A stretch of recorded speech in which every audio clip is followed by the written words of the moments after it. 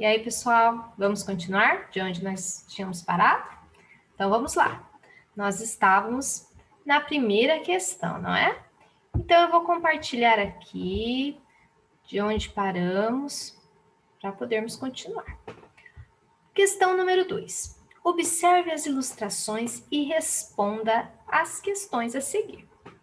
Quem são as personagens que aparecem? Então, vocês vão voltar lá e vão observar as figuras, né, das fábulas que nós já discutimos. E vocês vão escrever aqui, pessoal, os personagens que aparecem. Ficou muito fácil, não é? Depois daquela discussão que fizemos. O que parece estar acontecendo em cada ilustração? Então, nós também já falamos sobre isso, né, pessoal? Vocês voltem lá, deem mais uma olhada, prestem atenção e vão dizer aqui o que será que está acontecendo na figura 1, o que será que está acontecendo na figura 2, na figura 3 e na figura 4, ok? Aqui você vai explicar, né, o que está acontecendo em cada figura. Questão número 3. Essas ilustrações se referem a diferentes fábulas. Assinale o título de cada uma dessas fábulas, considerando as personagens que aparecem. Então vamos ler aqui. A vida da raposa. Será que alguma daquelas figuras diz respeito a isso aqui, a vida da raposa? Ou será que é a raposa e as uvas? Prestem atenção, pessoal.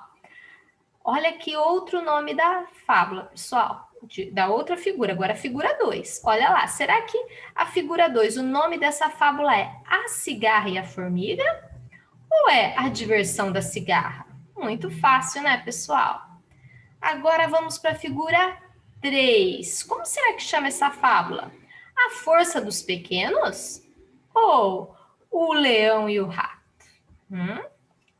Pensem bem. E, finalmente, chegamos à figura número 4. Qual será o nome dessa fábula aí, pessoal? O Lobo e o Cordeiro ou Encontro às Margens do Rio?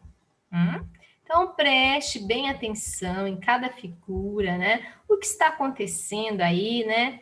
E escolha o nome correto da fábula, tá bom?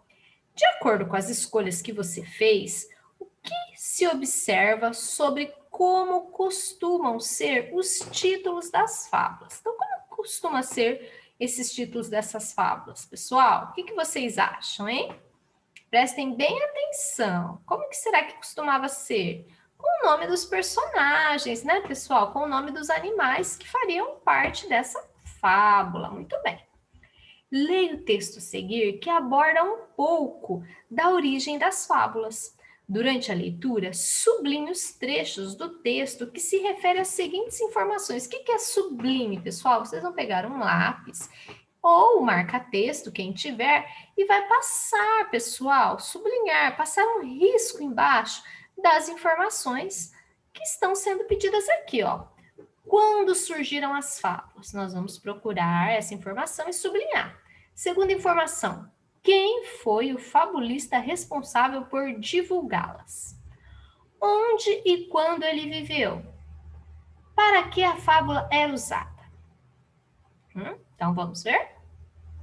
Olha lá, de onde vieram as fábulas? Você deve estar curioso para saber mais sobre esse gênero de texto que tem cerca de 2.800 anos, não? Pois então, vamos começar essa história do começo.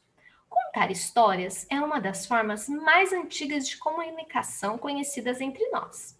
Já se contavam histórias antes mesmo da invenção da escrita. Contamos histórias para entender melhor o mundo em que vivemos, para refletir sobre nossas experiências e as dos outros. As histórias contadas pelos homens ao longo dos tempos sempre dizem um pouco sobre a época em que são inventadas. Conhecendo essas histórias, podemos aprender sobre o que as pessoas pensam ou pensavam e no que acreditavam. Então, pessoal, quando surgiram as fábulas, né? Então, vamos continuar lendo para ver se a gente acha essa informação. As fábulas foram um dos primeiros jeitos de contar histórias, de que se tem notícias. São tão antigas que ninguém sabe ao certo onde e quando surgiram. Mas sabemos que foi Esopo que viveu na Grécia no século 6 a.C., o responsável por levar a fábula à Grécia Antiga. E, segundo alguns estudiosos, o primeiro a registrá-la por escrito.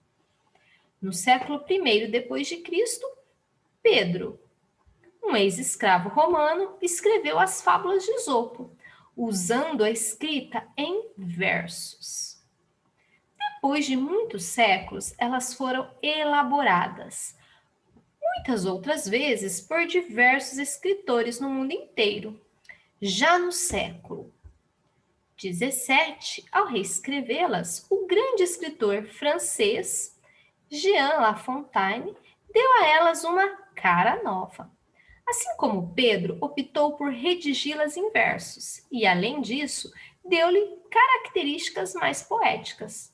No Brasil, um dos mais famosos escritores que reescreveram as fábulas de Esopo e de La Fontaine foi Monteiro Lobato, o criador do Sítio do Pica-Pau Amarelo. Depois deles, muitos outros fizeram a mesma coisa, sempre mudando uma coisa aqui e ali.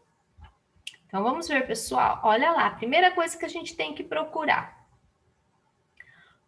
Quando surgiram as fábulas? Então, ninguém sabe ao certo quando surgiram, não é? Aqui no texto está dizendo que ninguém sabe ao certo quando elas surgiram. Exatamente quando elas surgiram.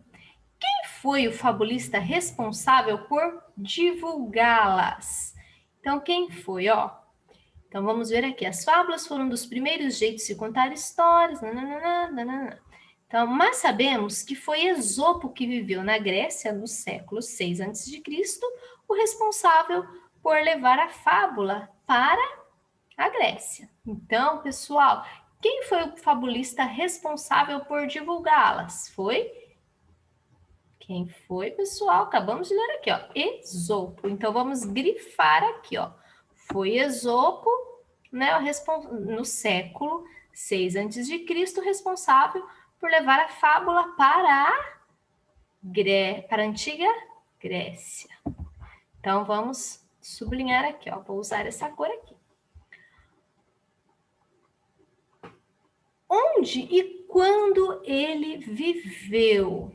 Então, né, ele viveu na Grécia no século 6, né? Vamos continuar aqui. Para que a fábula era usada? Então, vamos continuar. Segundo alguns estudiosos, o primeiro a registrá-la por escrito, né? No século I a.C., depois, Pedro, um ex-escravo, escreveu as fábulas de Esopo usando escritas em versos. Então, vamos continuar. Assim, nananã. No Brasil, um dos mais famosos escritores que reescreveram as fábulas de Esopo e de La Fontaine foi Monteiro Lobato, o criador do Sítio do Pica-Pau Amarelo. Depois deles, muitos outros fizeram a mesma coisa. Então, temos que procurar aqui. Para que a fábula era usada. Então, para que a fábula era usada? Vamos procurar aqui, pessoal. Tá vendo como é importante a gente ler e reler o texto para acharmos as informações?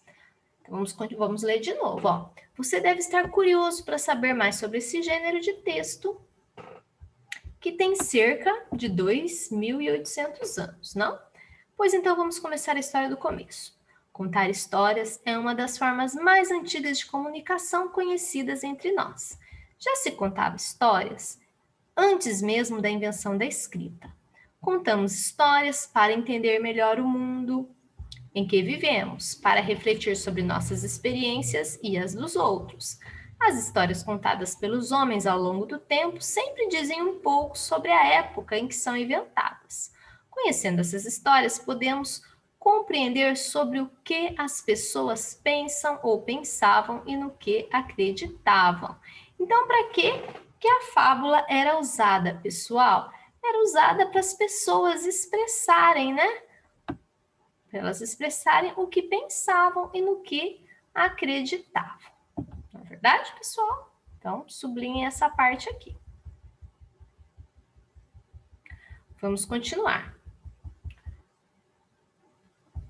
Olha lá o exercício 2, pessoal. A professora foi digitar a parlenda, mas a tecla do espaço não funcionou.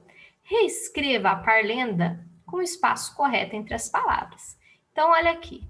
Essa parlenda foi escrita totalmente emendada aos versos. Não tem separação nenhuma entre as palavras em cada verso. Aqui embaixo, vocês vão reescrever essa fábula. Então, vamos ler aqui, ó. Meio-dia, macaco assobia, panela no fogo, barriga vazia. Então, aqui no primeiro verso, vocês vão escrever meio-dia. 2 palavrinhas no primeiro verso, pessoal.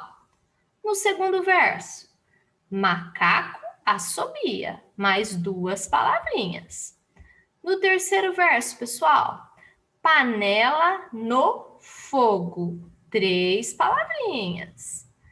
No quarto verso, barriga vazia, 2 palavrinhas. Muito fácil, não é, pessoal? Aqui, matemática nós não iremos fazer hoje. Vamos deixar para amanhã, né? Então, pessoal, façam as atividades com bastante capricho, com letra bonita, né? Num lugar calmo e sossegado. Combinado? Então, até mais. Beijos, fiquem com Deus.